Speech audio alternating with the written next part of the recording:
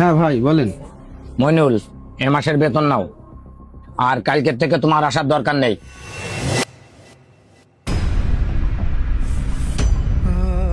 কি করছেন ভাই? আমি কি এমন করেছি যে কালকে থেকে এই দোকানে আমার আর আসার দরকার নেই? আমার অপরাধটা কি ভাই? শোনো মইনুল, আমি তোমার এত কৈফিয়ত দিতে রাজি নেই। তুমি কালকের থেকে অন্য দোকান থেকে সেই দোকানে কাজ করো।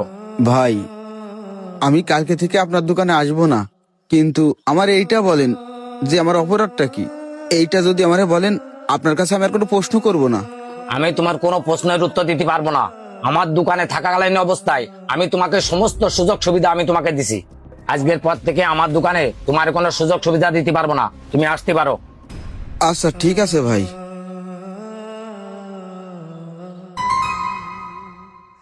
দাদা, আজকে আপনি একটা খুব ভালো সিদ্ধান্ত নিয়েছেন। আজকে আপনার কাজটা আমার খুব পছন্দ হয়েছে। ওর মতো কর্মচারী আপনার রেখে লাভ নেই। ও দোকানের কাজ কাম ঠিক মতো করে না। আজকে এই সমস্যা, কালকে পরিবারের সমস্যা, তারপরেও নামাজে রোজার দিয়ে দোকানের বাইরে থাকে, ডিউটিও ঠিক মতো করে না। তুমি চুপ করো। কোনটা ঠিক আর কোনটা বেঠিক সেটা আমি বুঝবানে। যাও, তুমি তোমার কাজ করো গে।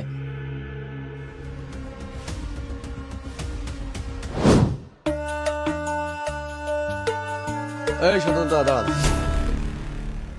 দোকানে আসলে আপনারা পাইনি। আপনার দোকানে আস্তে আস্তে আমার 5 জুতো ক্ষয়ে গেল। ফাইজলামি শুরু করেছেন আপনি। ভাই আপনি একটা বার বলেন, আমি দোকানে তালা মেরে দিচ্ছি। হ্যাঁ হ্যাঁ, তুমি থামো, আমি বিষয়টা দেখতেছি। আপনি কি ফাইজলামি শুরু করেছেন? কালকের দিনের ভিতরেই আমার যে টাকাটা দিয়ে দেবেন। আব্বাস দাদা, আপনি একটু ধৈর্য ধরেন, 2 দিন আমার সময় দেন, আমি আপনার টাকাটা দিয়ে দিবানে। আর একটা দিনও আপনার সময় দেবো না। কালকে সকালের ভিতরে আমার টাকাটা বাড়ি পৌঁছে দেবেন। কথাটা যেন মাথায় থাকে আপনার। এই আয়। হাই ভগবান, তুমি আমারে কোন বিপদে ফেললে? ঘটনা কি? আব্বাস ভাই এইভাবে সাধন দাদার সাথে খারাপ আচরণ করলো, বিষয়টা তো জানার চেষ্টা করতে হয়।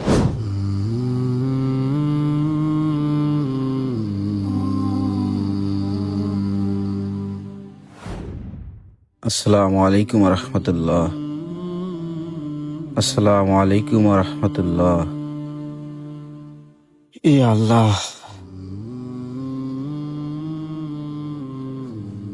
আল্লাহুম্মা আমিন। হে আল্লাহ, তুমি তোমার অন্তরের খবর জানো। তুমি তো জানো আমি আজ কতটা অসহায় হয়ে তোমার দরজায় দাঁড়িয়েছি। হে আল্লাহ, আমি একটা দোকানে কাজ করে আমার পরিবারের মুখে দুবেলা দুমুঠো ভাত তুলে দিতাম। হঠাৎ করে আমি আমার সেই কাজটাও হারিয়ে ফেলি। হে আল্লাহ, আমি এখনো পর্যন্ত জানি না আমার অপরাধ কি। ইয়া আল্লাহ, আমার দোকান মালিকের অন্তরে তুমি শান্তি দাও। তার যদি কোনো সমস্যা, কষ্ট, দুশ্চিন্তা থাকে, মাওলা তুমি তোমার রহমতে তা সহজ করে দাও। আর যদি আমার জন্য সেখানে কল্যাণ থাকে, আমার রিজিকের ব্যবস্থা থাকে, তাহলে আমার রিজিকের দরজা খুলে দাও। আর যদি সেখানে আমার জন্য কল্যাণ নাও থাকে, মাবুদ এর থেকে উত্তম রিজিকের ব্যবস্থা করে দাও। আমিন।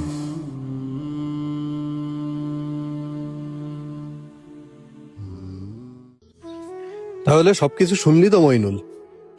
দাদা সুখে দুঃখে সবসময় তোর পাশে ছিল। তুই না গার্মেন্টসের ব্যবসা শুরু করতে চাইছিলি? আমার কি মনে হয় তুই ব্যবসাটা আর 1 বছর পরে শুরু কর। দাদার এই বিপদে তুই তার পাশে দাঁড়া, তুই এর প্রতিদান আল্লাহর কাছে পাবি। আমি তো আর এত কিছু জানি না রে ভাই। দাদা আমারে হঠাৎ করে সেদিন বলতেছে তার দোকানে আমার আর থাকার দরকার নেই। দাদা এই বিপদের ভিতরে আছে, আমি তো কিছুই জানি না। আচ্ছা ঠিক আছে, তাহলে তুই থাক, আমি একটু দাদার কাছ থেকে আসি। আচ্ছা ঠিক আছে, দোকানের যা। বিলটা দিয়ে দিস। যা, আমি দিয়ে দিবানে। ভাই আমার বউ কিন্তু পরিষ্কার, সেই হিসেবে যেটা তিনি মালাই আপনি সেই কাপড়টাই দেখান। তো এগুলো দেখেন ভাই, তারপরে যে এগুলো আছে এগুলো কিন্তু পরিষ্কার মানুষের ভালো মানায়। ভাই তাহলে আমার এইটাই দেন, এটা মাশাআল্লাহ আমার বোর গায়ে খুব ভালো মানাবে, এটাই দেন। আচ্ছা ঠিক আছে ভাই। ভাই ওই যে ওইখানে ক্যাশে যে বিলটা দিয়ে দিয়েন।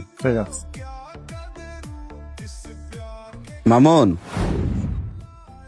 দাদা কোথায়? দাদাকে তো দোকানে দেখছি না, আজকে দোকানে আসেনি। দাদা তো দোকানেই ছিল। কেন, দাদার কাছে তোর আবার কি? দাদা তো তোরে দোকান থেকে বের করে দিয়েছে।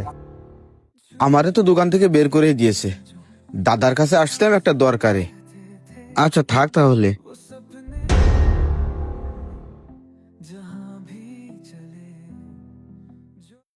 ভাই সবই তো শুনলেন, আমি বিপদে পড়েই কিন্তু আপনার কাছে আসছি।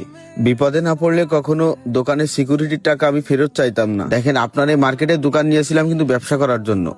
এখন টাকাটা ফেরত নিচ্ছি, কিছু মনে করবেন না ভাই। আরে কি মনে করবো, তুমি তো বিপদে পড়ে আসছো আমার কাছে টাকাটা ফেরত নিতে। সমস্যা নাই, তুমি কালকে এসে টাকাটা নিয়ে যাবে। আচ্ছা ঠিক আছে ভাই, আমার অনেক উপকার হলো। আচ্ছা ভাই, আসসালামু আলাইকুম। ওয়ালাইকুম আসসালাম। হে ভগবান, তুমি তো সবই জানো, তুমি আমার এই বিপদ থেকে উদ্ধার করো। আমি তো আর সহ্য করতে পারতেছি না মা। মা গো, মা তুমি আমার বিপদ থেকে উদ্ধার করো মা। মা গো। কিরে মইনুল, তুই? হ্যাঁ দাদা, আমি ভালো আছেন? ভগবানের আশীর্বাদে আমি ভালোই আছি। তা যাই হোক, তুই আমাদের মন্দিরে কি করতে আইছিস? দাদা, আমি খোঁজ নিয়ে জানতে পারলাম যে আপনি মন্দিরে আসছেন, তার জন্য আমি মন্দিরে আসছিলাম।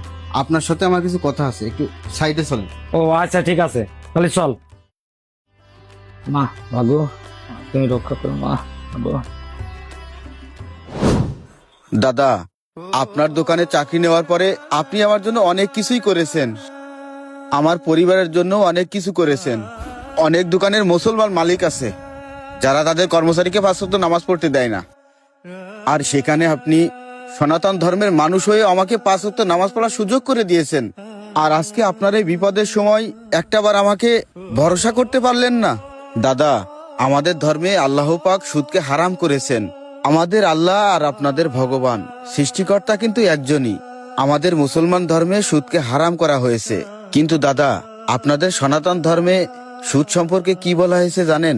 মানুষের অসহায়ত্বকে কাজে লাগিয়ে অতিরিক্ত সুদ গ্রহণ করা অনুচিত। তবে আপনাদের ধর্মে যে সুদ গ্রহণ করবে, যে সুদের লেনদেন করবে, তাকে সম্পূর্ণভাবে হারাম অথবা পাপী বলা যায় না। কিন্তু আমাদের ধর্মে ব্যতিক্রম, এটাকে হারাম বলা হয়েছে, এটাকে পাপ কাজ হিসেবে ধরা হয়েছে। যাই হোক দাদা, একটা কথা বলি, সুদ আসলেই খারাপ জিনিস। এটা থেকে যত দূরে থাকা যায় ততই ভালো থাকবেন। দেখেন, আজকে এই সুদের লেনদেনের কারণে আপনার ব্যবসা মন্দা যাচ্ছে। এই সুদের লেনদেনের কারণে আজকে আপনাকে বাজারে অপমানিত হতে হচ্ছে।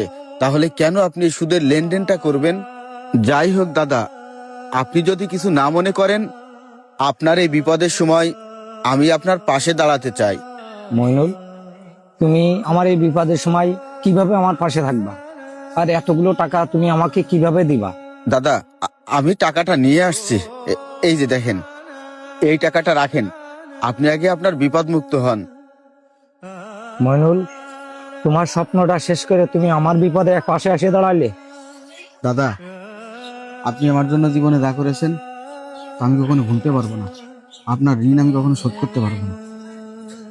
আপনার ব্যবসা প্রতিষ্ঠানটা ভালোভাবে চলুক, যেন আমরা সবাই ভালো থাকতে পারি। আচ্ছা যাক, তাহলে এখন চলো, আর নামাজ শেষ করে তুমি চলে আসেন আমার দোকানে। আচ্ছা। আর টুপিটা মাথায় দিলে সব থেকে ভালো লাগে, টুপিটা মাথায় দাও।